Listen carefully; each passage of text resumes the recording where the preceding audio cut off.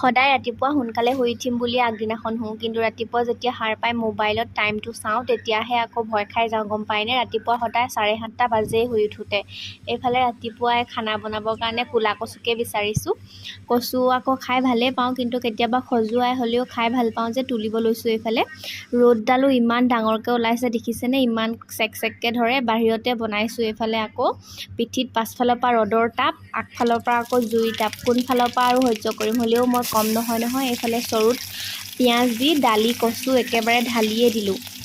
গেছটো শেষ হ'ল আজি ৰাতিপুৱাই। খঙতে বাহিৰত ৰ'দতে জুইত শাক বনাই আছোঁ। এইফালে আকৌ ভাত দালি হয় মানে ভাজি চাজি হৈ গ'ল, তেতিয়া আকৌ উলিয়ালেহি মাছ। ইমান খং উঠিছে, ইমান ৰ'দত আকৌ মাছ ফ্ৰাই কৰিব লাগিব।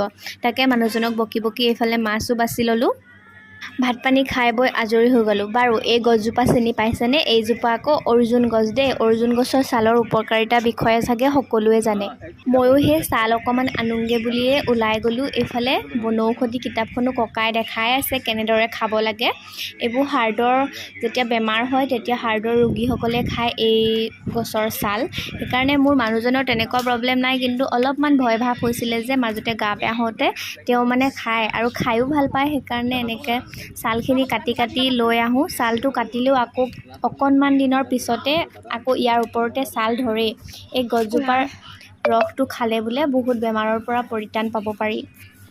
গছৰ উপকাৰিতাৰ কথা কৈ থাকোঁতে ককাই ক'লে বোলে ককাহঁতৰ বাৰীত ৰুদ্ৰাক্ষ গছো আছে। দেখিছেনে? এইজোপা ইমান ওখ ৰুদ্ৰাক্ষ গছ।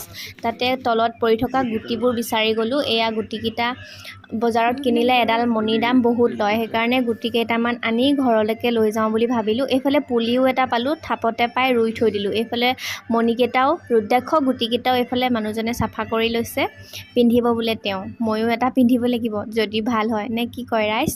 এইফালে আকৌ অৰ্জুন গছৰ ছালখিনিও কাটি পিনে শুকুৱাবলৈ লৈছোঁ। তাৰপিছত লিচু কেইটামান খাই পিনে আজিৰ ভিডিঅ'টো বিদায় লৈছোঁ। ভিডিঅ'টো চাই কেনে পালে জনাব।